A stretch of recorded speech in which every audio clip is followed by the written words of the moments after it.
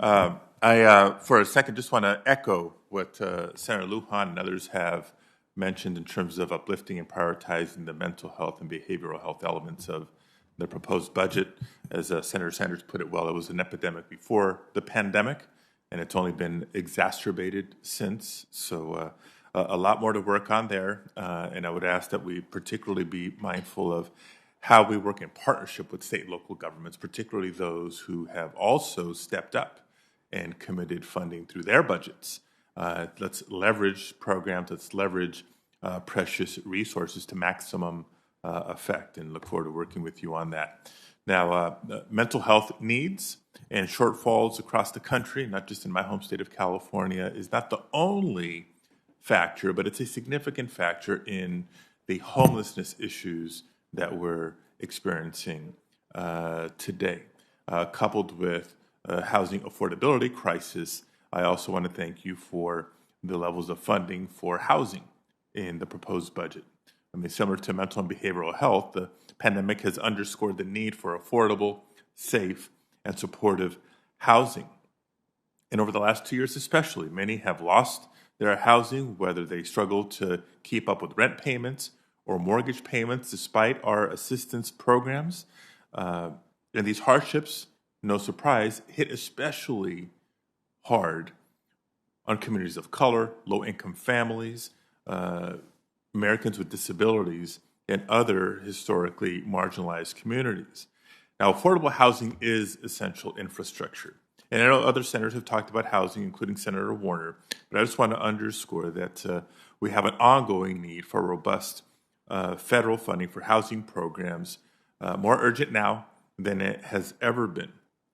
I'll call attention to my Housing for All Act that I introduced several weeks ago that builds on proven solutions that have been developed at a state and local level, effective in terms of addressing housing, but with respect to unique challenges and opportunities in communities across my state, and you can apply that to communities across the country.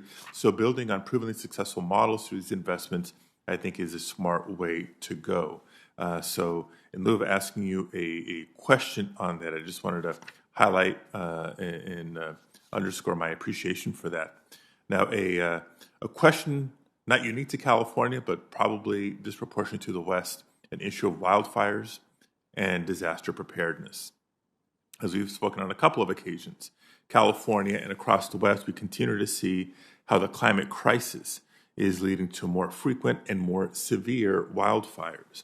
And although we've made progress in recent years in increasing funding levels for federal land management agencies, Americans living in the West still need more support to truly address the growing problem. And that's both financial resources as well as personnel. You know, do what we might to try to prevent or mitigate the impact of wildfires.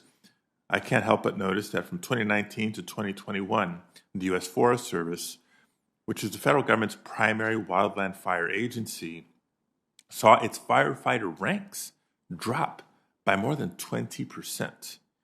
In California, it's a loss of 1,000 employees. So I was pleased to see the budget includes $1.8 billion for the Forest Service and the Department of Interior to strengthen our federal firefighting workforce, increase capacity, and improve firefighter compensation. It's long overdue, but we know that's just a drop in the bucket. So, Director Young, can you discuss how these funds will address the firefighter workforce shortage and help chip away at the huge backlog of hazardous fuel reduction and post-fire landscape rehabilitation projects? And I'd also like to point out the $1.8 billion is a $560 million increase. As you say, it's a start. It's not a finish. We also are upholding the president's commitment to make sure firefighters make a minimum wage of $15. We think that will also help with recruitment. And I know this is an issue of importance to Senator Merkley, who's not here, but one thing we also support is National Guard being used in a lot of these areas. We know that recruitment will take a long time to build up, so our National Guard presence has been a lifesaver, literally, for a lot of communities. So we remain committed to doing that as well. Thank you very much. And in closing, Mr. Chair, I know the topic of inflation and interest rates back in the 70s and 80s came up earlier in the hearing. I'd just like to note for the record that from 1969 to 1974, there was a Republican president. From 1974 to 1977, there was a Republican president. From 77 to 81, yes, there was a Democratic president. And from 81 to 89, there was a Republican president. So happy to have these debates about the economy and interest rates.